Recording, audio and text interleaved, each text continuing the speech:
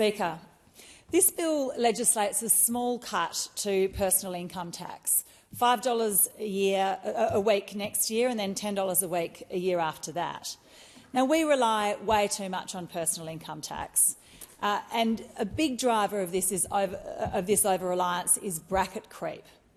Now, these tax cuts are a one-off way of addressing bracket creep, but there's a simple way to stop this getting worse and make both sides of politics accountable for their spending decisions.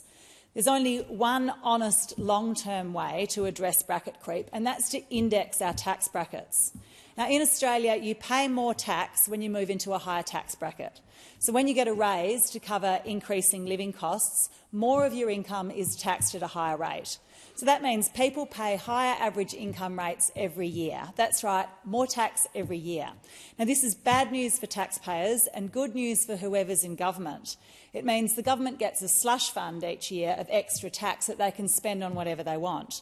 Now, every Australian loses because of this. In lots of other countries, tax brackets are indexed with inflation, so you only pay a higher average rate of tax if your pay goes up more than the cost of living. But unfortunately, because indexing tax brackets serves neither major party, you won't hear much about it unless there's pressure from the crossbench and from the public. Both major parties value the fact that they'll be given access to additional tax revenue when it's their turn in government. Now, I've asked the Treasurer about this in question time, and there's not much enthusiasm for it. With indexed tax brackets, successive governments wouldn't be able to treat the hidden additional revenue as accountability-free pocket money or demonstrate periodic confected largesse. Any decision to spend more would need to be made explicitly with clear trade-offs and with the permission of the electorate. A stalemate over genuine tax reform has evolved between the major parties over the last 30 years, with ideology overriding facts and evidence.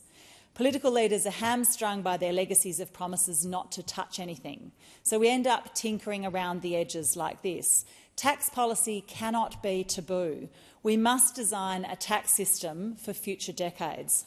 Now, I will back these tax cuts because they're better than nothing. They're one short-term way to address bracket creep.